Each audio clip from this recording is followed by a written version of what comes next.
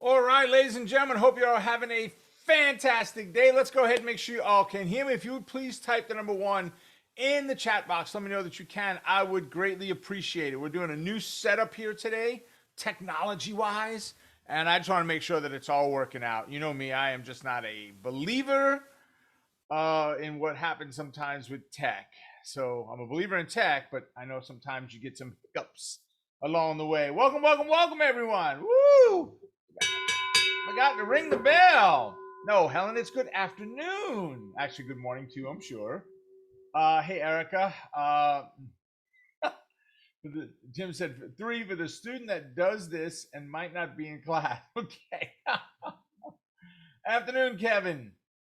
How are you? A lot of ones, lot of ones, lot of ones. All right, all right, all right, all right. Well, I hope you're all having a fantastic day, folks. I'm excited about the market. I hope you are as well. There's a lot of great trading opportunities out there right now. So let's go ahead, dive in, and see exactly what's going on today. So keep in mind that everything we do is for educational purposes only. Nothing is meant to be advice or recommendations. All right? And as we go through, there's a ton of stuff this week. Guys, tonight is the last official One Trade Away challenge for this live series that we did. So you will, if you're in the challenge, you'll get an email automatically. The bonus session is next Monday, which is the 7th, I guess. We'll be doing that one at 8 o'clock also. That's our Q&A to kind of wrap it up. Brandon's doing a Wealth with Spreads. That will be on March 1st, so that is tomorrow. Right? He's doing a live 4 p.m. training for anybody that's in his Wealth with Spreads. Also, you'll be registered automatically. You don't have anything to do. Trading You coming up on the 3rd. Patterns in the Flash on the 4th. We can't forget Tuesday night also. We've got Mastermind Group. And then the 9th, Tony has his Patterns to Success coming out there. Power Hour Trading Coaches Playbook. The cornerstones, folks. It's your Monday and your Friday. You should start your week and end your week right there when it comes to trading the market, all right? Market Mornings with me every single morning that the market is open. Live on YouTube. We're hitting it out of the park almost daily basis. And then Crush Your Trading in 2 hours. Great training if you haven't been in there with Brandon before. And then Power Option Plays, Covered Call, E-mini are all on the regular schedule for this week. No holidays, no days off, none of that. All right? Here's our follow us page. Please and thank you. Please follow us if you're not, and thank you if you are. We love to see people in there. We love the comments and the feedback. So by all means, let us know how we're doing. All right. So Brandon has Wealth with Spreads coming up. Right? We talked about that. His secrets. He does a great job with this. If you've not seen his spread trades of what he does, guys, he's crushing it. Go to the members area and look at the banners in there, and you'll see a banner from his Wealth with Spreads. He kills it every single month. Every month he's doing it. Right? And then, are you up for the challenge? Let me do it that way. Are you up for the challenge, guys? That is the One Trade Away challenge, right? We did the live training. This is now a full recorded series for us. If you've not taken it, folks, and you're going to see some testimonials coming out over the next couple of weeks from students about it. I'm seeing great numbers come out of it. People talking about what they're doing in there, how much it's helped them, how focused they are, how they've lost some of the fear in their trading. And I'm not saying they lost all, but the fear is better in the trading. Go ahead and get yourself registered for it. You will not be disappointed. All right. So, all right. It's trading time. So what trades have you done today? Go ahead and drop those trades in the comment section. Let me know how you've done. Let's see if I need to reach back for that hammer. We got anybody with those big dollar trades? I'd love to see it. Amelia's out of town. She's got a family emergency that she's dealing with, so we do not have any trades from her today to go over. Erica said, it's amazing. Love One Trade Away challenge. Excellent. How'd you do on SPY and Roku today, Erica? And Amy just dropped a link to the One Trade Away challenge in there, by the way, guys, so you can grab that to go there. Folks, it's $49 for 30 days of training. $49. Come on now. Come on. It's probably 16 or 17 hours of training you're going through inside of there, right? All right, so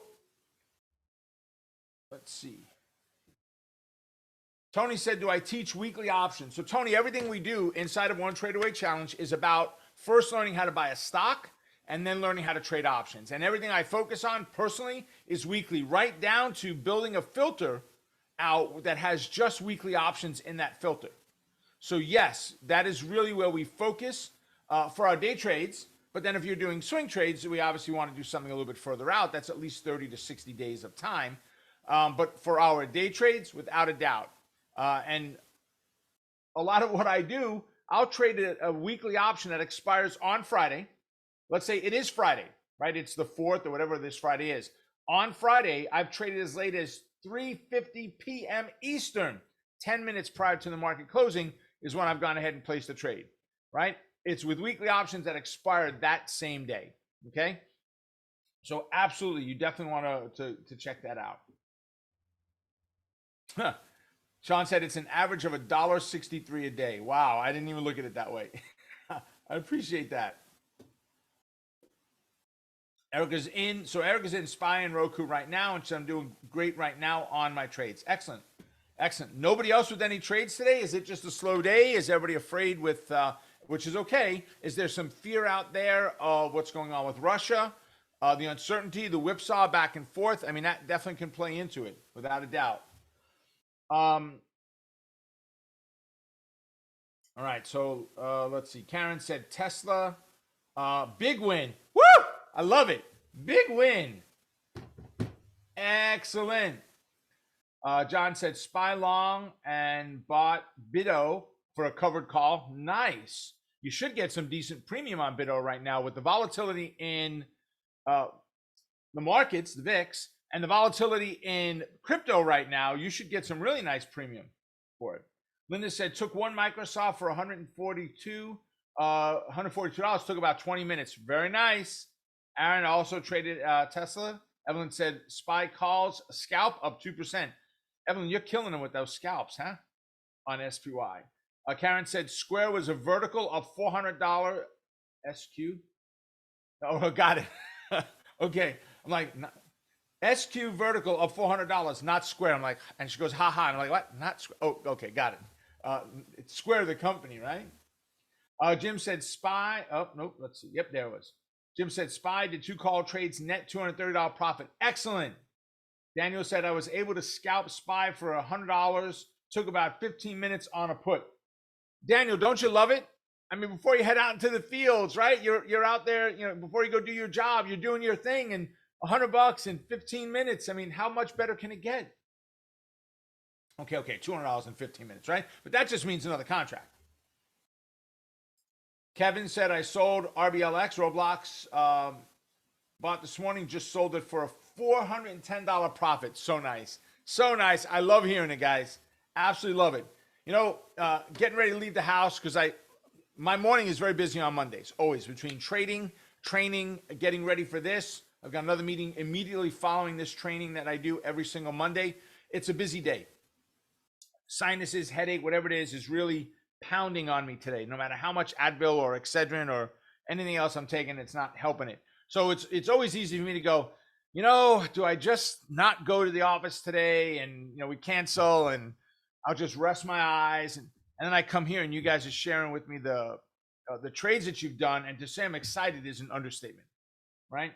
Just stoked is exactly what it is. Let's see. SPY did 2 calls, net $230 profit. I don't remember if I read that one or not, Jim, but great job on that as well.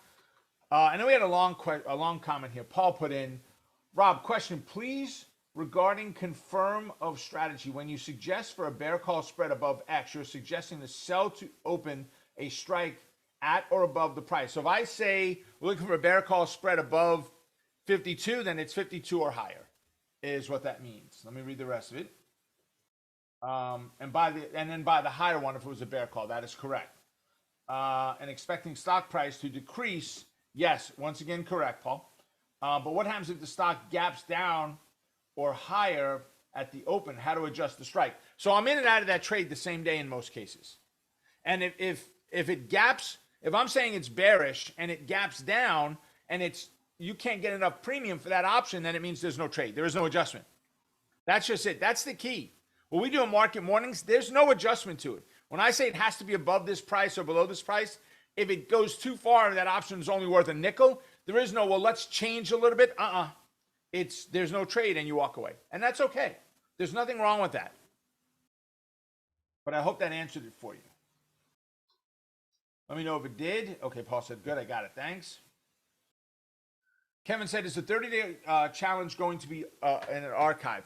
Yes, Kevin. So you will have access to it for another 30 days after the challenge is over. And we're going to do that 30 days from next Monday. So you're going to have next Monday, which really gives you 38 days, I guess, 37 days, right? Because we're doing next Monday night's class. So the 30-day archive will start from there. That you'll have 30-day more access to go back and just rewatch some of the videos again and so forth, right? So yes, absolutely. You are welcome. You're welcome. All right.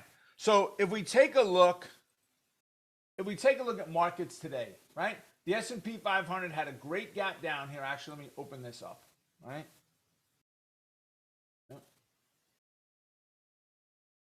That's not what I wanted to do. I don't want a command line. All right. We had a great gap down, quick run up. We did not get to the previous high, okay? And a fail.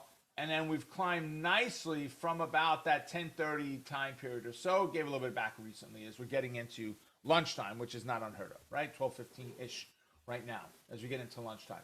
So the S&P 500, we came back up. We right now are sitting at 26 points to the downside. Right, so we're down about 26, 27 points right now on the S&P, and we're continuing to drop. So all the news coming out on Russia and Ukraine right now, right, is driving all of this, right? Because every little whisper that comes out, if you go back to those of you that were around in 2008 when the market crashed, right, from the housing debacle, where the government basically went ahead and screwed people by giving all this money to businesses, and the businesses did amazing through that, and they gave money and incentives to banks to make loans, and banks weren't making the loans. Oh, your credit is too bad. You're too this, you're too that. They had incredible interest rates that people were getting charged, even though the banks were getting it interest free. They were getting paid just for writing the paper, the bank, by the government, right? But if you go back to that timing in there, every news story that came out, every time a government official spoke, it could be great news. Oh, this wonderful thing just happened. It's a government, the president or the secretary or whomever. Oh, it's great stuff. And the market comes crashing down, right? Probably half of it was because you realize every time a politician's lips are moving, there's some kind of lie inside of that. But right now, every whisper of what's going on with Putin, with Ukraine, with all of that, with the U.S., I said this earlier today. My youngest daughter was in our morning show. My youngest daughter was freaked out last night when she came home from a boyfriend's house because him and his brother started talking about World War III. And then they mentioned this one word that drove her insane, and it's draft. Do you think they'll have a draft? I don't want him to go into the service. I don't want him to get drafted, right? So we spent the next half hour going over what that would represent, how long that might take, all the U.S. forces we already have that could fill that position now. And I think a lot of it is going to be fought by longer range. There's the fear of that missile button, right, being hit. Which would be a much greater fear than just somebody getting drafted. But to her, that's the most important thing right now. But you see what it's doing to the average person? Has nothing to do with the market. She's freaked out today. I've already spoke to her twice today by text. She's all stressed out in her job as a teacher, just thinking about this, even though I calmed her down last night. It doesn't matter. The fear is there, right? So every news story that comes out is kind of a, right? Just waiting for that next shoe to drop. And that's where we're at right now, is waiting for that next shoe to drop, right? So when we look at the S&P, nice pullback up, nice reversal, right? Do you have stocks that are moving to the upside? Yes, you do, right? Is it NOC from this morning? Here, NOC, right? Which is Northrop. I never get it right. It's Grumman, right? When I was working in this industry right out of high school, it's Grumman is who we did business with. So my uncle actually worked for Grumman. What a move, right? All of the defense type companies. But Rob, I don't know who they are. Great. How many of you would like me to show you how to find all the companies that are just like NOC or just like ABC or anything else? Give me a 1 for yes in the chat box. Give me a 2 if you don't want me to. That's okay. Roman said, I know trying to trade I know trying to trade, but can't live on Ukraine hours. Went to bed at 3 a.m., woke up at 6 a.m. And that's Roman, who is from that area, guys. Family there and all that great stuff, right? So let's see. All right. Correct, John. Exactly. So watch. If I come over to Omega Charts, and I'm going to put in NOC. Right, and there's their daily chart. Right, let me bring this in a little bit. But right up here, if you look, shows capital goods is the sector. The subsector is aerospace and defense. We could look at subsectors to see are there other things that fit this, and it's not. It really is defense. So we don't want to look at other subsectors. And you see here it says NOC. I click on it. Come on. This is your list right here of stocks that are just like NOC. All right. Now, there are different subsectors that someone might be in. So you've got Boeing in there. You've got Honeywell in there. Honeywell makes a lot of the technology in there. Right. You've got Lockheed Martin, which is LMT, which is right here. Right. And if there's one that you don't see here, type it in. Right. And again, it doesn't have to be defense. If we put in Apple, doesn't matter. Right? You go to this pull down here, and this is everybody that is in the same technology, HW, so hardware, technology, hardware, storage, I guess that is. Technology, hardware, storage, and peripherals is what it is. But that's how you find it, folks. Here, watch. SNOC. Get your camera phone out, take a picture. If you don't have Omega Charts, you should. And if you are in One Trade Away Challenge, you guys were made a phenomenal offer for it. So go ahead and take a picture of that. There. I mean, how much more could it be? Sprint Aerosystem Holdings, right? I'm not saying these are all good ones. Teledyne, right, is inside of there. General Dynamics. Let's see. We already said big airplane. Axon, Ava, AVAV. All right. So, and then you just click on it. There's AER, and you're good to go. Let's see. RTX. John said. So, aerospace defense, right? Yeah. So there's Raytheon, right? Good. Same sector. And that was the two, NOC and Raytheon were the ones that we looked at this morning in the YouTube show, in the Market Mornings show for it. So, guys, you can always find who it is. Let's say you don't know the symbol. I know that it is Raytheon, right? I hit the letter S. Oh, it's on a different page, on a different window. Let me move it over. I hit the letter S, and you could put begins with or contains, right? RAYTH, I think, is Raytheon. We click find, and it's going to find, oh, there you go, Raytheon Technologies. You click on it, it's okay. Right? There is no, let me call it TradeStation, which drives me nuts sometimes when I've got to find symbols on indexes and futures and I don't know them. I've got to call them to get the symbology and how it works. We eliminate all that here. We do it right ourselves. Futures and indexes are a little bit different on TradeStation, though. All right. Wow. So Tom said SPY stretched down to just stretched down to touch the fib. So Tom, was it intraday or the daily SPY?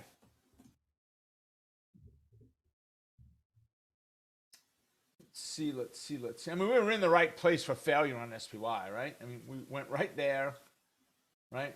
On the, we opened up right here. We pushed up, broke above. So we're right back now at the 434.74 level. Oh, Tom's saying on the 5-minute chart. Okay, so we're right now back at the 434.74 level, which is a major fib line. It's the 236, which means if you know what 236 means, write it in the chat box. What does 236 represent? What does that level mean to us? How important is it? Right, PK. Exactly. Yep, you got it, Daniel. You go, Trip. I'm not seeing all of them now, guys. If I miss it, Leslie, Jim, Kevin. So what the 236 represents, it's one word, hesitation, right? Paula wrote indecision. Same thing, but hesitation is the word I want you to remember. What happens is the stocks tend to gravitate to that level. Doesn't mean we're going up. It doesn't mean we're going down, but they just tend to slow down there. And almost like it's a checkpoint for a race. You got to that checkpoint and that's it. You made it in 4 minutes. You made it in 3.5 minutes. We're going to pick up the race tomorrow. It's a checkpoint, right? It's a place for the stock to get to and then just go, whoo, okay, what do I want to do next? Right? And it's not a rush, a race to get out of there, but it tends to hesitate at that 236 level. It does the same thing at the 764, which is why I do not use a 786. In my tests, 764 is a better representation than a 786 is. And that's because it's a pure inverse to the 236 level. Right? So am I perfect in the fib? No, absolutely not. Do I like it better? Without a doubt. I do. Leslie said, I made the line yellow, so it's like a caution light. I like that. That's a good idea. Yellow, for me, is a little harder because I do it on the white background. I love it on black. I love yellow on black. But I think it's a good idea to separate. That's why the purple line, the 618, is a different color, right? Why is the bottom of my fib not drawn to the most current bottom? You're talking about over, who was that? Aaron. Because the fib is still valid. We don't redraw every time there's a new low and a new high. If we did that, watch. Actually, I don't need that. Let's do this. Right? I mean, if we use that theory, then the only fib that would count would be one from here to here. Right? All of this would be one fib. But of course, if we go further back in history, we may have further down. So what we're looking at is this. When you see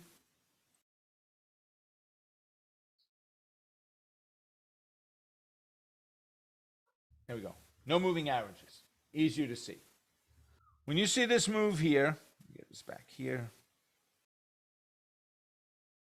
Right? V top, V bottom. There are rules for why we would change the fib.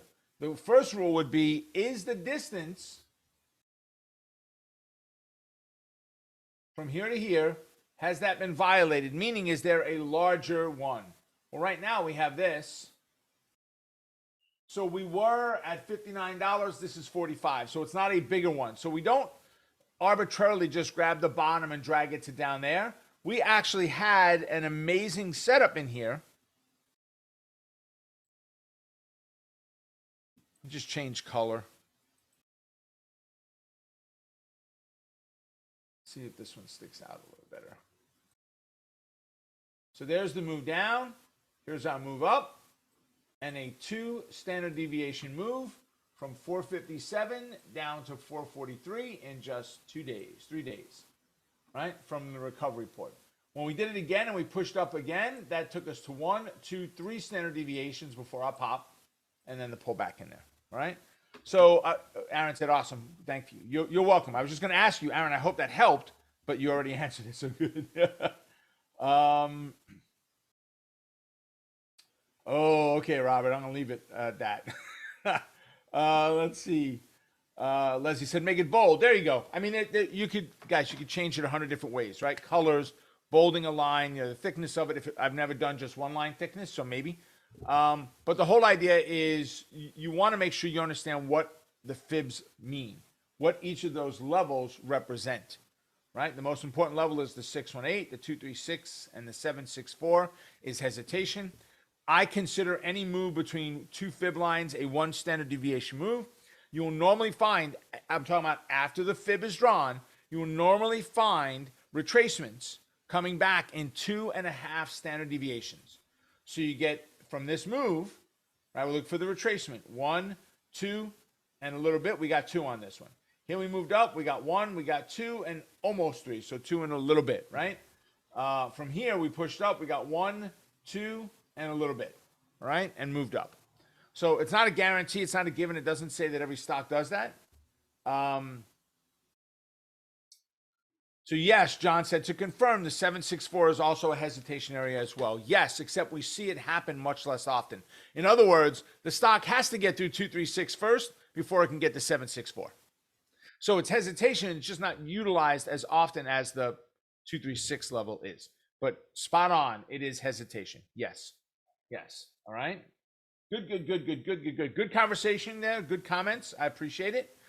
Let's see. Let me take you back over here for a second. Correction or bear market? The magic question right now, right? Is this a correction in the market, which means just a 10% pullback, or is this a bear market? Okay. Let me flip over to, went too far. Okay, let's do it here. I tried tabbing through them and I went too much. Okay. So let's go here. Let's go look at the S&P 500. All right. I'm going to leave the moving averages off of there for right now. All right. And what we're looking at, that nice move down, right? We just looked at this, this SPX, we just looked at this chart. And let me scrunch down. Okay. So I have a horizontal line drawn right here at correction. That a correction means 10% move down from the all-time high. That's a correction, right? We got that back here on this day, which was January 24th. We got that put in place. Okay. So we had a correction. And then what happened? The same day we hit the correction, bam, we skyrocket. Massive move on the S&P, 100 plus points from low to high, just crazy. And then we vacillate for a few days. Boom, boom, boom. We get a nice pop up, which is here. We get this double top pattern, and then things start to fall apart. And then now you start looking at intraday moves on the S&P, and we're all over the flipping place. We're up, we're down. You know, what's going on? It looked better, it looked this, it looked that. Why? And there's a lot of fear because things like this are happening. If we go over to TradeStation,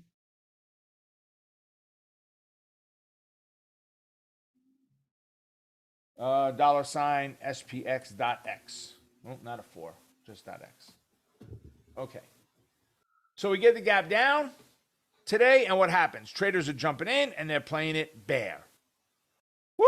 All right, baby, this is awesome. Open here, we move down, and the first 5-minute candle, and then we're back up to where we were. Darn, okay. So then we get, okay, woo, we're back again, and then we get this move up, right? And then we start the sideways, we push up into, sorry, bad mouse. We push up into that high, and then bam, and we just keep this going here. So are we going up? Are we going down? And the answer is yes, we are. And we're going sideways sometimes too. Sometimes we're going up a lot, and others are going down a lot. But the thing about it is we don't have a clear direction at this point. We don't. This is the capitulation. This is the, oh my God, I don't know how to trade this. Oh my God, I don't know what to do. I got this Robinhood account that I put $5,000 in and it's down to 3. Do I really want to keep doing this? Right? Because this ain't working. The GameStop days are gone, baby. I ain't crushing it and buying a house anymore, buying GameStop. Right? That ain't happening right now. The fear is out there. And this is the exact pattern I want to see. I want to see panic, selling, fear in the streets, people throwing their hands up and say, Uncle, I quit. I'm done. Mr. Financial Advisor, yes, I want you to take care of my account for me. Thank you. That's what I want to see. That's what it's going to take for the market to recover properly. This 10% correction was good, but we need the bear market. And the bear market comes in with a 20% move from the top. Now, NASDAQ, we're not far from 20%. Right? We were there last week. We were a couple percentage points away. Much bigger move than we've had so far on the Dow or the S&P 500. They've been more in that 10, 11, 12 point percent range, right? The NASDAQ was a little bit further along, 15, 16 or so percent of a pullback. But technology had gotten a little bit too far out of bounds, part of it from COVID, things like Zoom and so forth with these crazy numbers. Peloton and just crazy things, hundreds of dollars worth, 30 and 40 bucks now, right? Because people aren't buying Pelotons the way they did. And Peloton's strategy, thank goodness they brought a new CEO in, their strategy was to start lowering price. That doesn't fix it. You can't pay the bills by lowering price. You can't have less sales and you lower price to pay the bills. It doesn't work. At all. It don't work. Period. Okay? So for me, I look at it again. We want to go back to the daily chart. I look at the S&P 500. I'm actually going to go over to template number 2 where I have moving averages on there. Right, let's hit the minus key a little bit. Let's get rid of the pop line. And I look at this and I'm like, yes, I love it. Right, what's that song? I like it. I love it. I don't sing, right? Thank goodness. But I do. Guys, look where we are. This is screaming at you. It's at a hesitation level with a confluence of the 8 moving average. The only better than this would be to be at a 618 level with the 8 moving average. That would be the only thing any better than location of where we are. Now, we need to move down. Where are we going today? I don't know. But I guarantee you we go up, down, or sideways today. Without a doubt, I would absolutely guarantee that it happens. I bet you on it. Anybody that wants to take a bet, I fight you over it. It's going to happen. Which one? Don't know. But you need to find the intraday setups, which is why we talk about one trade away challenge, right? Learning the how and the, and I don't care if you're an experienced trader, you're going to learn things from that one trade away challenge, without a doubt. That's why we talk about Brandon's Wealth with Spreads, where he spoon feeds you the spread setups right here. He's telling you exactly what to do. Let's see. He gave a symbol this morning. I'm not going to tell you what it is. From 227, it hit the short entry this morning at $4.275. He had another one that was set up from 26, and he said cancel the trade. It broke the demand, and the RSI is less than 40. I mean, this is all what I have right here from Brandon's literally spoon feeding the details of it out, guys. And that's kind of what all of us do, is Ryan, myself, Tony, Amelia, is to spoon feed those types of things out to you guys so that you have all the details. You learn the mechanics behind it, right? And that's what we do with power option plays, with everything, right? With everything. You just need a system that works for you. That's it. You need a system. And for those of you that say, Rob, I don't know what system to use. Do I want to do covered call positions? Do I want to do credit spreads? Do I want to do just buying calls and puts? Do I want to swing trade? Do I want to day trade? Am I doing diagonals? Am I doing iron condors on the rut? I don't know what to do. The thing I would tell you is this. Amy, would you drop a link in there for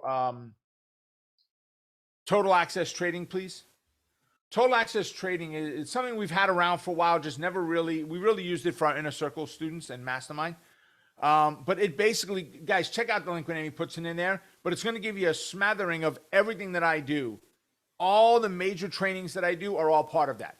And you'll learn, do I want to do covered calls? Do I want to trade gaps like Scott does? And Scott crushes it daily on his gap trades, right? Do I want to do things in power option plays like Roman and Amos and Daniel and Jills and so many others are killing it with the numbers inside of there, right? What do you want to do? This will kind of give you an idea to help you figure out exactly where you want to go, right? And monster market movers, where you're going to wind up with a ton of trades and candidates each and every month, right? So check that out. Amy will put that link in as soon as she gets it. She wasn't ready for it today. She had no idea I was going to ask for this.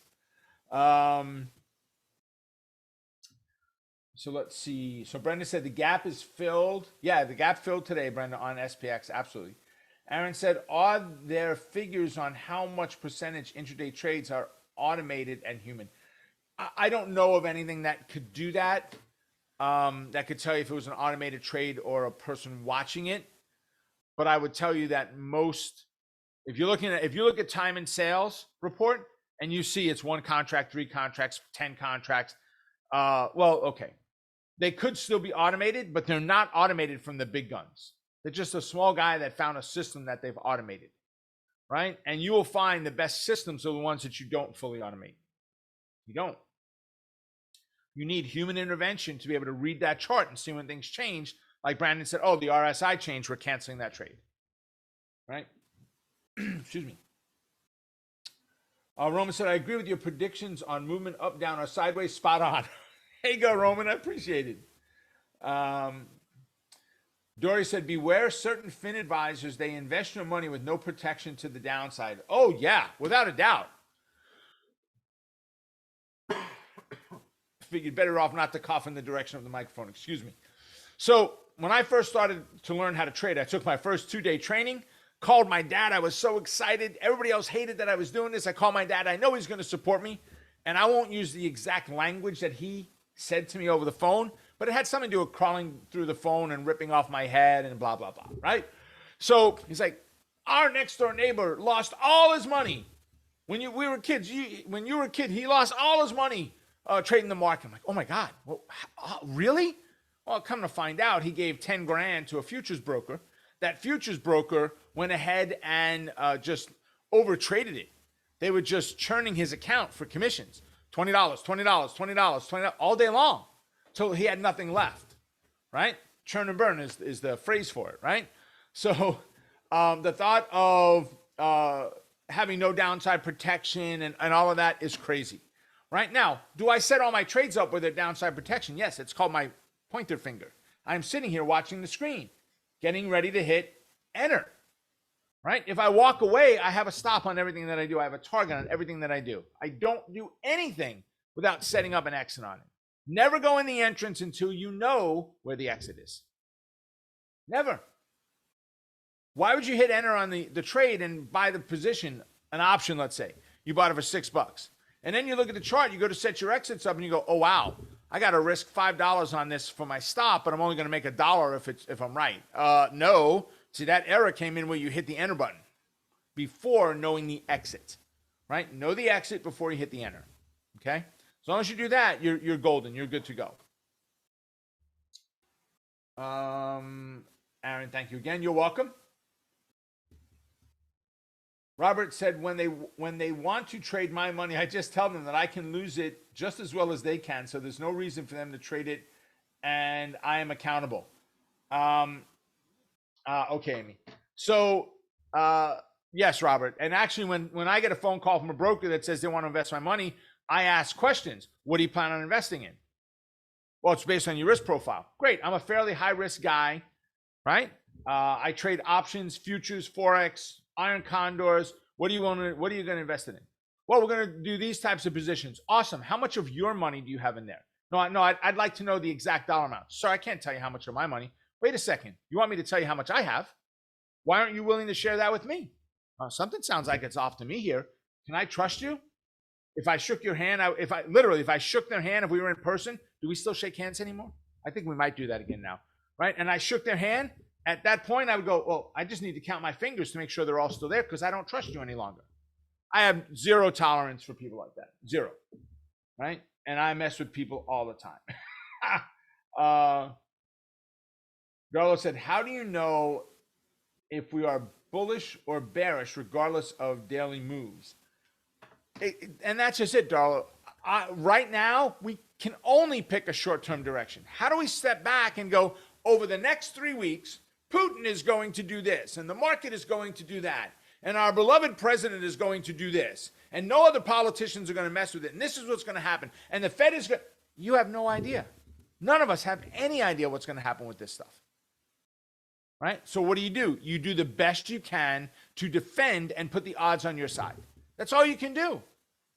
Here, I'm going to give you the number one thing that new traders, the number one mistake new traders make. And that is that they trade against the direction of the S&P 500. They're looking at their 5 stocks today, as an example. They have 5 candidates they look at. Tesla's one of them. I'm making it up. Tesla is up today. Again, I'm making it up. Right? They're buying Tesla. They're buying an option on Tesla. It's bullish. They have no idea what the market's doing. The S&P is down 50 points. The NASDAQ is down 180 points. The Dow is down 400 points. They have no idea the markets are tanking. And yet they're going long on Tesla. And they buy Tesla's option already at an overvalued price because the VIX is up too high. So they're already paying too much for the option, not checking theoretical value, fair value of the option. They're getting hammered. And when the market flips over and they suck the volatility in the market of Tesla, and they suck the volatility out of the call side and dump it in the put side, that $9 option they bought is now worth $4.50, and the stock has hardly moved to the downside. Why? They're trading against the overall market direction. Don't do that. Trade market direction, right? 70 to 80% of all stocks move within the same direction as the S&P 500. Why would you want to fight that statistic? Why? Now, guys, Sean, by the way, I put a video in the folder for you on the way over, a trading from the car. I recorded a video on the way here, and I talked about that, right? And you guys need to check these things out. You know, I don't get to do them as often as I want, but when I do, you want to watch them. That's why you want to subscribe to our social platforms. And I talk about 70 to 80% of all stocks move in the direction of the S&P 500. Well, if you're a newer trader, just trade. If the S&P is down today, trade down. If the S&P flips over and trades up, you're only trading bullish. Period. But you're trading the overall direction, not per se just on what the 5-minute does. What's the daily showing us? What's my 4-pack showing us? What does this screen represent? Right? If I zoom in on some of these, I'm going to do the same on the 5-minute I just did on the 1. Okay? So what does this represent? If you look at the daily chart, it's very ugly, right? We have a high, daily is the bottom center, right? You have a high right here and a lower high here. You've got lower lows in there, so overall bearish pattern. When we look at the 15-minute chart, right? Overall bearish pattern. Yes, we've had some recovery in the last couple of days, but overall bearish pattern. We look at the 5-minute. What's going on? Well, 5-minute was bearish. We've had a nice bounce in the last 2.5 days. Really nice bounce. But what's going on now? We're starting to show some weakness in there. The 1-minute is confirming. We're not looking all the way back on the 1. The 1-minute's confirming the weakness, right? So this tells me if I'm going to trade SPY based on SPX, I'm trading it to the downside. Now I go back and look at where my Fibonacci's are on yesterday's daily chart. I'm looking at where my moving averages are. All my setups. So I have a confluence somewhere. All of these pieces of the puzzle to build out a trade for me for today. And listen, I know it sounds like a lot. I do. I know it sounds like there's a ton of things to have to consider in there. And that's part of why you have a written trading plan. Write it out. Build a checklist for yourself. Check the economic reports in the morning after 8:30, right? Check this, check that, check the S&P 500. What's the direction? Check the VIX. Is the market too volatile? Check the fair value of an option. What option you're buying? 65 to 85 delta, 100 open interest. Front week if I'm a day trader, 30 to 60 days as a swing trader. See where I'm going, guys? It's a matter of laying out the rules to your system. That's all it is. Do it as a checklist. Just literally print it out, one piece of paper, one day. You go check through everything there before you go to look to place that trade. Heck, it could be one piece of paper for every trade you do. It's not a matter of the paper or the repetition. Actually, it is a matter of the repetition. What's made One Trade Away Challenge so successful is I got you hitting enter a lot. A lot of times, I got you hitting enter. And that's what I'm trying to do. Repetition is the mother to all invention, right? Just continue to do it again and again and again and again, right? Okay, let's see if we got a couple more comments in here. Robert said, when you think you have the direction, bam, right there in the side of your head, there things go again. You're right, Robert, absolutely. Yeah, so did I say 15, Brenda? It is a 30-minute chart. That's what I want. VIX is up 12% today, John said. So let's see. $VIX. Let's give it a second to... Oh, no, that's it. There we are. All right. So we were up. We're back down a little bit. Let me go look at TradeStation, make sure I'm not seeing. I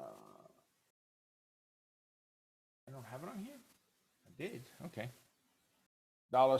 $VIX.X.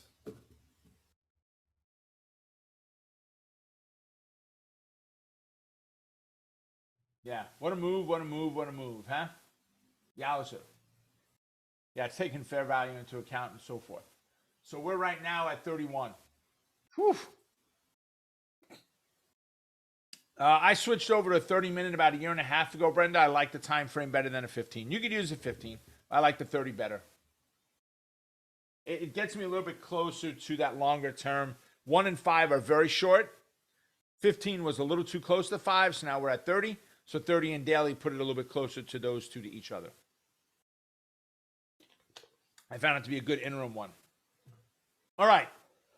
Yowzer. We have talked and talked and talked. All right. Drop in the candidates you want me to take a look at. Go. This is the opportunity for it. Let's go take a look at some charts, some candidates, some trades for today.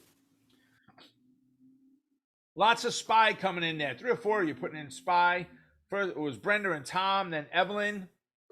Yandex. That's an interesting one, Roman. Okay. Erica's got SPY in there also. All right, let's go get started. Let's go look at SPY.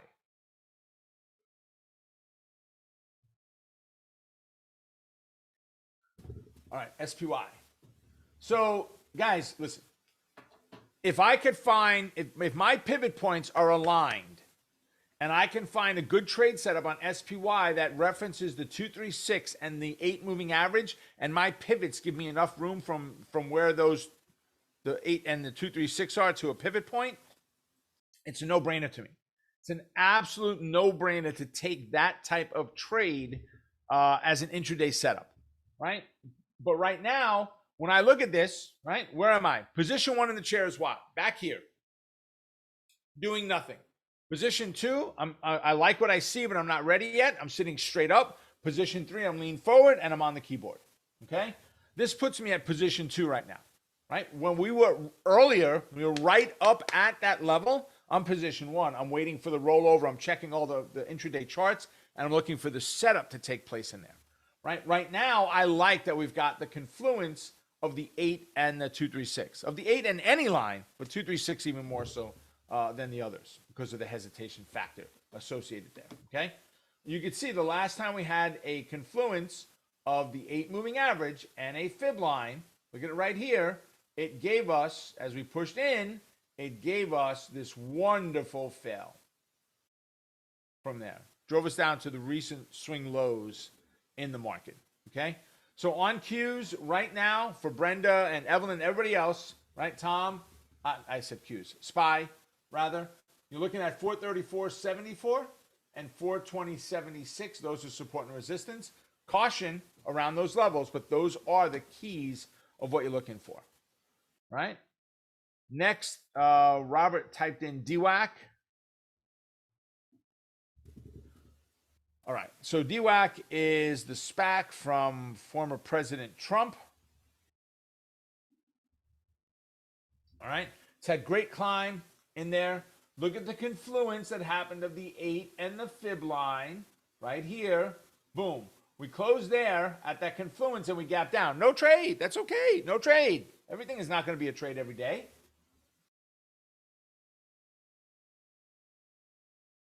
But right in here, guys, look at this. Just fantastico. Fantastico. So where are we at right now? So we've got 93.81 above head as resistance. And so I would love to see this break above the 93.81 on a close. We've been up to it now 1, 2, 3. This attempt would make 4th attempt at it. Although the last time was the best because it gapped up and opened there and came down. Nowhere else has it opened there. It's moved up kind of, oh yeah, the air is pretty good up here after I climb the tree. Oh, let's go back down, right? And that's what's happening in most of these. Here, right here, this last one we did, that was a gap up and this is interesting. It failed, but it's a better attempt so far. Get above the 93.81, retest and bounce, and that gives us the opportunity for a bullish entry. You can, I was talking to somebody about this the other day. Let's see, let me do it this way actually.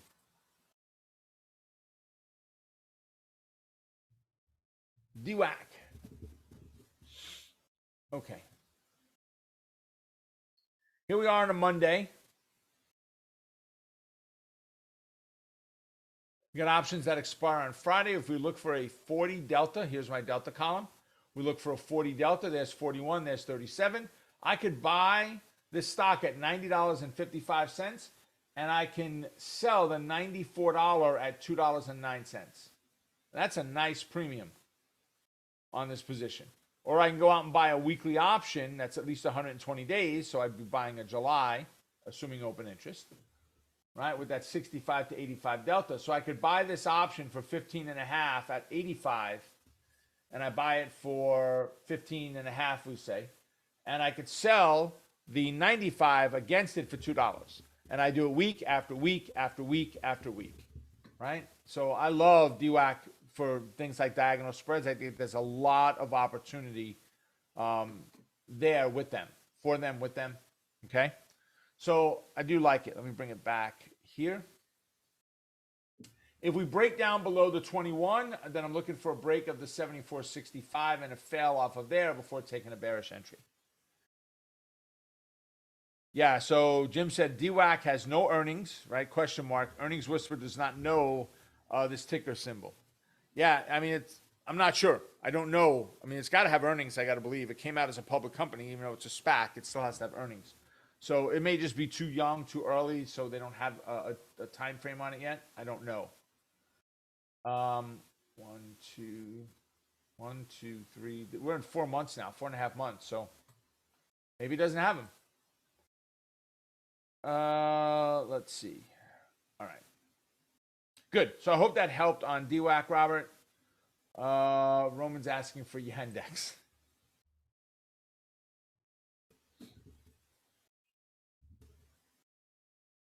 All right. So Yandex is a Google type position, right? So big gap down. Jay, I wonder how much the war has to do with that, with Ukraine and Russia. All right. So we broke the 2077. Can we get any decent premium on this? Let me see. So we got the -1, $10. So all right. So I need to split the -618 and the 1. That's the first thing we've got to do, Roman. Just split that out. Right. Next is we're going to add a -1.618. And once again, we're going to split it.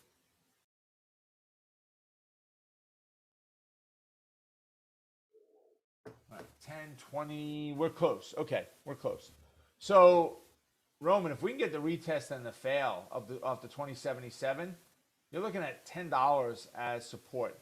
But again, this is all predicated on what's going on with the war, where things are going, and so forth. So does it stay? If good news comes out, you've got to be prepared for that. If you're trying to take this higher risk trade, meaning you're going after the war trade, the wartime trade, if the war ends or good news comes out, you could be on the wrong side of it trading that bearish trade. So just something to keep in mind. It's no different than I'm going to jump in and try to buy the SPY right now, early ahead of everybody else. It's awesome. It's great and fine and good until it goes the wrong way. All right, so definitely keep that in mind. Yeah, so Jim said Yandex from earnings list for Yandex operates an internet search website in Russia. Yes, I thought I said Russia, but maybe I didn't. But it is the Russian Google, right? Candle is 225.22. That's what? Oh, it's 25. I didn't realize that. Huh. Hold on a second. Good catch, Roman. Let's look and see if it's just not showing on our data provider. Oh, it's not trading at all. Interesting. Okay. Roman, I appreciate that. Thank you for telling me that. I'm going on and on and on about it, and it ain't even open. Well, be careful if you do trade it. How about that? All right. Erica's asking for Roku.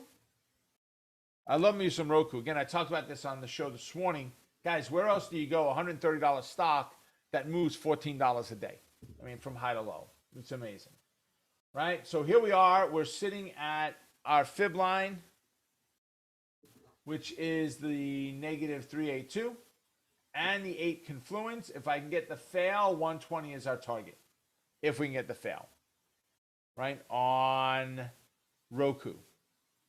Henry's asking for big airplane. Boeing. Ooh, what a channel. Oy vey. Old fib. Old fib. Look at that. I could turn that into a channeling stock, guys. I mean, look at this. Between 191 and 213. Just up and down, up and down, up and down, up and down. Right? Actually, yeah, not even, it can go to 232, 223. We can go from here. 1, 2, 3, But right now, where are we? We're bumping our head on ugly. Ugly means there's a resistance level, a fib line, and an 8 moving average in this scenario. So we have a confluence there, and we're looking at a potential rollover, right? That rollover would be down, and we're up at it now, right? But if we did roll over, we're looking at 192 as the support level, keeping in mind that there's a 200 level in the middle there. So just keep your eye on that one, Henry. Right? Linda's asking for QQQ.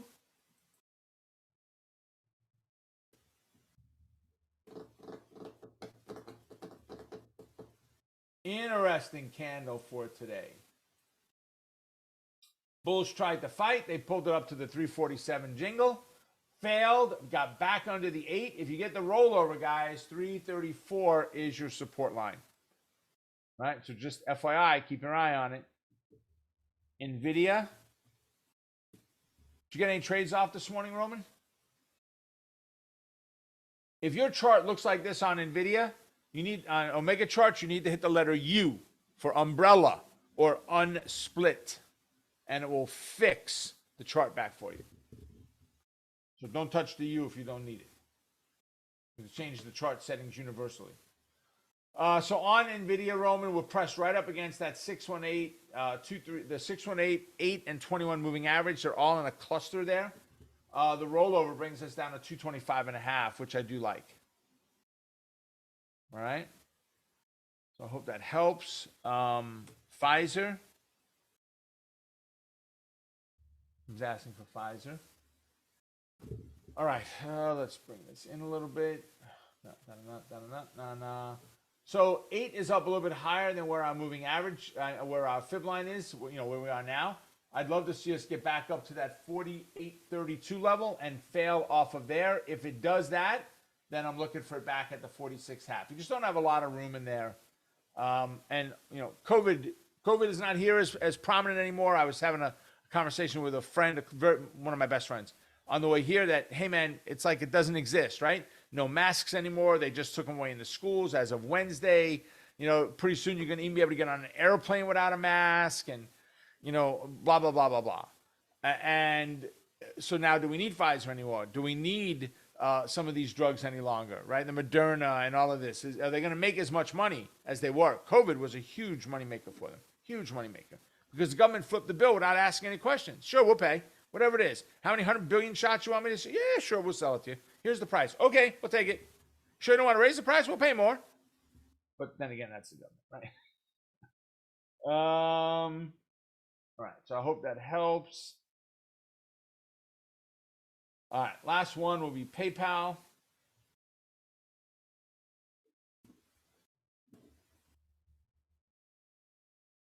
There you go. No COVID anymore, Robert said. Or is it election season and the Dems are scared that they are going to lose? It's funny because it's going to be any politician that has fought to keep the mask and to keep the restrictions on and all that stuff. Any politician is in for a fight. You're hearing horror stories right now of what some of these politicians are going through with this. And I understand that it's being spun to protect us. And to some extent, I believe that there is definitely value in it if it's done right. These black cloth masks, I own them. Everybody does, right? I love the ones with, kind of the faces on them and stuff. Oh, you're looking at me like that. Oh, it's your mask, right? They don't really work, and the government never tested them if they work right or not. It was an appeasement technique of let's just make everybody feel better about this stuff, right? All governments. I still don't know if you can get COVID from touching a package or not. If someone with COVID sneezes on a package, I touch the package, put my hand in my mouth, can I get COVID? We still have no idea. You would think the government would test. The first thing I would do, go and test every scenario. How far can I sneeze away from somebody? How well does this mask work? Every bit of it would have been tested by me. I don't know, maybe I'm fanatical when it comes to that stuff, right? So any politician that has fought to keep this going, I think Hochul, who was a non-elected mayor in New York, governor in New York, she got put in there because of Cuomo's shenanigans. I think she kept this mask mandate too long. I think people are going to remember this. Certainly even her Democrat counterpart, who's running for the seat, is not going to let her get away with it. They're attacking her already, right? So was it Trump's fault that COVID came in? Was it Trump's fault that those people died? Is it Biden's fault that all the people died this year? I mean, come on, how they're going to take the blame for it? Listen, you're at the helm, you're getting the blame. Something happens at Wealth Builders, it's ultimately my responsibility, right? I'm the last line of defense, right? Roman said COVID disappeared after the war in Ukraine. See, we have something else to focus on. Absolutely. PayPal down to 104 on that one, Brenda, is where we're looking at, right? But it's in between right now, so it's an iffy spot for me. All right. So Tom said, you're assuming that people in politics and administrative employees are intelligent and analyze the scenarios. History has shown that they do not. There was a movie, the American President, I think it was. He was a president. His wife died while he was president. No, his wife died before president. He was dating a lobbyist, and there was all kind of bad press about him, and he wasn't fighting back, right? And then they brought up a president. I don't remember who it was, Johnson or somebody, and he said he couldn't gather two. He couldn't take two words in a sentence and put them together, and he was a beloved president. In other words, the way, and I don't remember the exact phraseology to it. I got to look it up. But in other words, it was people loved him, and he was an idiot, the way he made it sound. So don't tell me that this has to happen is the way he was putting it up, right? He was putting up the front. Yeah, American President must not be about, it's about American Puppet. Exactly, right? Oh, goodness gracious. All right. There you go, ladies and gentlemen. So see that energy level? That's all because of the trades that you guys put in. That's all because of the conversation, because you guys put up with me and listen to me rant on the rants that I hit on, all based on your questions, though. It's not me just saying, I'm going to talk about this today. So, I digress. Exactly. So with that, ladies and gentlemen, make it a profitable day. Stay focused on the quest to becoming a great trader. Keep crushing it. And remember, you need to join the One Trade Away Challenge, folks. $49 for the next 30 days of your life to help transform you as a trader. Take care. Amy, can you drop that link in one more time? And I will see all of you at our next update. All right. Yep. I'll see many of you tonight at the One Trade Away Challenge. Take care, folks. See you then. Bye for now.